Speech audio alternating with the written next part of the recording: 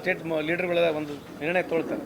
Sir, gas cylinder ಕೊರತೆ ವಿಚಾರಕ್ಕೆ ಬಂದಂಥ ಸಂದರ್ಭದಲ್ಲಿ ಕೇಂದ್ರ ಸರ್ಕಾರ ಮತ್ತು ರಾಜ್ಯ ಸರ್ಕಾರ ಇವೆರಡೂ ಕೂಡ ವೈಫಲ್ಯಗಳು ಕಂಡು ಬರ್ತಾ ಇರುವಂಥದ್ದು. ಮತ್ತು ಮುನಿಯಪ್ಪ ಅವರು ಒಂದು ಹೊತ್ತಿನ ಊಟ ಕೊಡಬೇಕು ಅನ್ನೋಂಥ ಹೇಳಿಕೆ ಇದೆ. ಸಾಮಾಜಿಕ ಜಾಲತಾಣದಲ್ಲಿ ಪರ ವಿರೋಧದ ಚರ್ಚೆ ಶುರುವಾಗಿದೆ. ಅಲ್ಲ, ಈಗ ಗ್ಯಾಸಿನ ತೊಂದರೆ ಇರ್ತಕ್ಕಂಥದ್ದು ಇಡೀ ಎಲ್ಲ ದೇಶದಲ್ಲಿದೆ, ನಮ್ಮ ದೇಶದಲ್ಲಿ ಮಾತ್ರ ಅಲ್ಲ. ಬಟ್ ಅದನ್ನು ಡಿನೇ ಮಾಡ್ತಾ ಇದ್ದಾರಲ್ಲ. ಎಲ್ಲ ದೇಶದಲ್ಲಿ ಸಮಸ್ಯೆ ಇದೆ. Obviously we are depending on other countries. Dependency ಕಮ್ಮಿ ಆಗಬೇಕಾಗಿತ್ತು.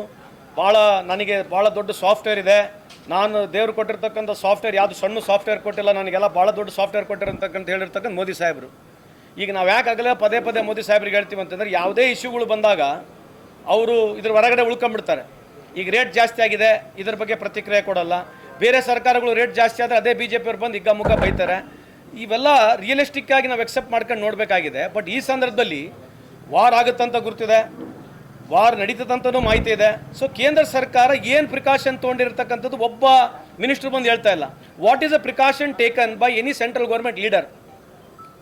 ಮೋದಿ ಸಾಹೇಬರು ಆಲ್ರೆಡಿ ಕೇರಳಕ್ಕೆ ಹೋಗಿ ಆಲ್ರೆಡಿ ಎಲೆಕ್ಷನ್ನು ಅದು ಫ್ಲಾಗ್ ಹಿಡ್ಕೊಂಡು ಹಿಂಗೆ ತಿರುಗಾಡ್ಸೋದು ಅದೇ ಚಾಲು ಆಗಿದೆ.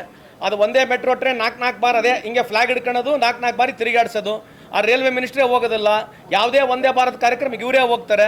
ಈಗ ನೋಡಿ, ದಯಮಾಡಿ ಅದೇ ಮಾಧ್ಯಮದ ಇಂಗ್ಲೀಷ್ ಮಾಧ್ಯಮದವ್ರಿಗೆ ಹೇಳ್ತಾ ಇದೆ, ಈಗ ಹೆಂಗಿದ್ರು ಚುನಾವಣೆ ಇದೆ, 24 ತಾಸು ಅವ್ರನ್ನೇ ನಾವು ನೋಡಬೇಕು. ನೀವು ದಯಮಾಡಿ 24 ತಾಸು ಅವ್ರನ್ನೇ ತೋರಿಸ್ರಿ.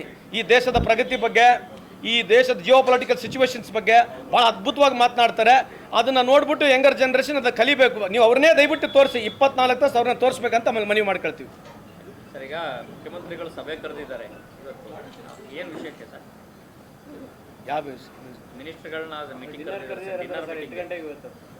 ಜನರಲಿ ಅಬೌಟ್ ಡೆವಲಪ್ಮೆಂಟ್ ಬಗ್ಗೆ ಅಥವಾ ಈ ಬಜೆಟ್ ಬಗ್ಗೆ ಕರೆದಿರಬೇಕು. ಸೊ ಅದಕ್ಕೆ ನನಗೂ ಕರೆದಿದೆ, ನಾನು ಹೋಗ್ತಾ ಇದ್ದೇನೆ, ಅಟೆಂಡ್ ಮಾಡ್ತಾ ಇದ್ದೇನೆ. ಅಲ್ಲ, ಡೆವಲಪ್ಮೆಂಟ್ ಬಗ್ಗೆ ಆಯ್ದ ಸಚಿವರನ್ನ ಮಾತ್ರ ಯಾಕೆ ಕರೆದಿದ್ದಾರೆ ಸರ್? ಇರ್ಬೋದು ರೀ, ಪರ್ಟಿಕ್ಯುಲರ್ ಆಗಿ ಆ ಇಲಾಖೆಗಳ ಬಗ್ಗೆ ಏನೇನು ವಿಚಾರ ಇದ್ರೆ ಕರೆದಿರ್ತಾರೆ.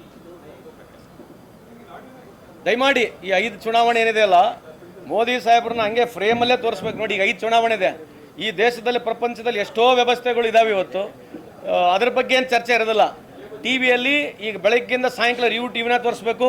ಬೆಂಗಾಲಿಗೆ ಹೋಗಿ ಬೈಯೋದು, ಆಸಾಂ ಬಗ್ಗೆ ಭಾಳ ಜೋರಾಗಿ ಮಾತನಾಡೋದು, ತಮಿಳ್ನಾಡಿಗೆ ಬೈಯೋದು, ಏನ್ರಿ ಬೇರೆ ಬೇರೆ ರಾಜ್ಯಗಳಲ್ಲಿ ಇವ್ರ ರಾಜ್ಯಗಳಲ್ಲಿದ್ದರೆ ಎಲ್ಲ ಗ್ರೇಟು, ಬೇರೆ ರಾಜ್ಯಗಳಲ್ಲೆಲ್ಲ ಕೆಟ್ಟೋಗಿದೆ ಅಂತ ಹೇಳಿ ಭಾಳ ದೊಡ್ಡ ಪ್ರಮಾಣದಲ್ಲಿ ಭಾಷಣ ಮಾಡ್ತಾರೆ. ದಯಮಾಡಿ ಈ ಭಾಷಣವನ್ನು 24 ತಾಸು ಒಂದು ಬೇರೆ ಯಾವ್ದು ತೋರಿಸ್ಬೇಡಿ. 24 ತಾಸು I request English media and as well as all the regional medias to show him only. ಬೇರೆ ಯಾರಿಗೂ ತೋರಿಸ್ಬೇಡಿ, ಇವರೊಬ್ಬರನ್ನೇ ತೋರಿಸಿ ಅಂತ ನಿಮ್ಮಲ್ಲಿ ಮನವಿ ಮಾಡ್ಕೊಳ್ತೀವಿ. ಯಾಕಂದರೆ ಭಾಳಷ್ಟು ಚಾನಲ್ ಮಾಲೀಕರು ಅವರೇ ಇದ್ದಾರೆ. ಯಾಕಂದರೆ BJP ಇದ್ದಾರೆ, ಅದಕ್ಕೆ ನಮಗೇನು ಅವಕಾಶನೇ ಸಿಗೋದಲ್ಲ ಬೇರೆ ಪಾರ್ಟಿಗಳಿಗೆ. ಸೊ ಇದೇ ಈ ದೇಶದ ಪ್ರಗತಿ, ಉನ್ನತ. ಆಮೇಲೆ ಇನ್ನಾದರೂ 12 ವರ್ಷ ಆಗಕ್ಕೆ ಬಂತು, ಒಂದು ಪ್ರೆಸ್ ಮೀಟ್ ಮಾಡಿಲ್ಲ. ಇವತ್ತರಾಗಲಿ ದಯಮಾಡಿ ಒಂದು ಪ್ರೆಸ್ ಮೀಟ್ ಮಾಡಿ ಅಂತ ತಮ್ಮಲ್ಲಿ ಕಳ್ಕೊಳ್ಳಿ ಮನವಿಯನ್ನು ಮಾಡ್ಕೊಳ್ತೀವಿ. ನಮಸ್ಕಾರ. ಇಲ್ಲ, ನೀವು ಅವ್ರನ್ನ ತೋರಿಸಿದ್ರೆ ಏನು ಭಾಳ ದೇಶ ಉದ್ಧಾರ ಆಗಿದೆಯಾ? ಪ್ರಶ್ನೆ ಅದಲ್ಲ. ಈಗ ಅವ್ರನ್ನೇ ತೋರಿಸಿದ್ರಿ, ದೇಶ ಹೆಂಗೈತೆ ನೋಡ್ರ, ಪರಿಸ್ಥಿತಿಗಳು ನೋಡಿರ. ಈಗ ಅವ್ರನ್ನೇ ತೋರಿಸ್ತಿದ್ರಿ, ಅಲ್ಲ ತೋರಿಸಿ ಬೇಡ ಅಂತಲ್ಲ, ಮನವಿ ಇದೆ. ಮೋದಿ ಸಾಹೇಬ್ರು ಕೂಡ ಮನವಿ ಮಾಡ್ಕೊಳ್ತೀನಿ, ನಿಮಗೆ 50% ತೊಗೊಳ್ಳಿ, ಬೇರೆ 50% ಕೊಡಿ ಅಂತ ನಾವು ಭಾಳಷ್ಟು ರಿಕ್ವೆಸ್ಟ್ ಮಾಡ್ಕೊಂಡ್ವಿ. ಮೋದಿ ಸಾಹೇಬ್ರಿಗೆ ಎಷ್ಟು ತೋರಿಸ್ತೀರಿ? 50%. 50% ಇತರರಿಗೇನ ತೋರಿಸ್ರಿ. ಅಥವಾ 70-30 ಮಾಡಿ, 60-40 ಮಾಡಿ, 80-20 ಮಾಡಿ, 90-10 ಮಾಡಿ. ಇಲ್ಲೇ ಇಲ್ಲ ಅಲ್ಲ. ಚುನಾವಣೆ ಬಂದು ಟಿವಿ ನೋಡಿಲ್ಲ ಅನ್ಸುತ್ತೆ. ಯಾಕಂದ್ರೆ ಗ್ಯಾಸ್ ಸಿಲಿಂಡರ್ ಸಮಸ್ಯೆ ನಾನು ಕರ್ನಾಟಕ ವಿಷಯ ಕೇಳಿಲ್ಲ. I am telling national issue. Comparatively ನಮ್ಮ ಚಾನಲ್ಗಳು, we are the only state we are proudly to say that we are on par, very equal. I am not trying to say disrespect any of the Kannada channels, regional channels. ಯಾಕಂದ್ರೆ ನಾನು ಸ್ವಲ್ಪ night ನೋಡೋಕೆ ಮಲಗಕ್ಕಿಂತ ಮುಂಚೆ ಎಲ್ಲ ಹಿಂದಿ ಚಾನಲ್ಗಳು ನೋಡ್ತೀನಿ. ಬೆಳಗ್ಗಿಂದ ಸಾಯಂಕಾಲವರೆಗೆ English channel ನೋಡ್ತೀವಿ. ಇವತ್ತು ಮೊನ್ನೆ ಅವ್ರು ಯಾರೋ ಇಂಡಿಯಾ ಟುಡೇದ್ರು ಆ ಲೇಡಿ ಕರೆಸಿದ್ರು. ಯಾರು BJP ಒಬ್ಬರು ಏನು ಮಾತನಾಡಲಿಲ್ಲ. That lady was spoken against the India.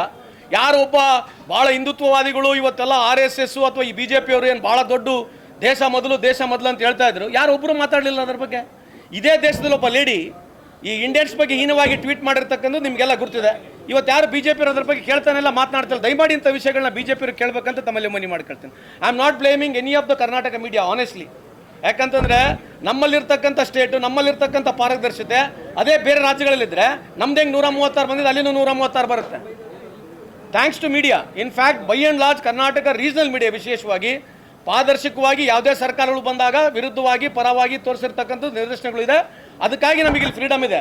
ಕರ್ನಾಟಕದಲ್ಲಿರ್ತಕ್ಕಂಥಷ್ಟು freedom, ನಮ್ಮ ಕರ್ನಾಟಕದಲ್ಲಿ ಮಾಧ್ಯಮಗಳು ವಿಶೇಷವಾಗಿ ರೀಜನಲ್ ಚಾನಲ್ಗಳು ಕೊಟ್ಟಿರ್ತಕ್ಕಂಥ ಫ್ರೀಡಮು ಬೇರೆ ರಾಜ್ಯಗಳಿಲ್ಲ ಅಂತ ಹೇಳಲಿಕ್ಕೂ ಇಚ್ಛೆ ಬಯಸ್ತೇನೆ.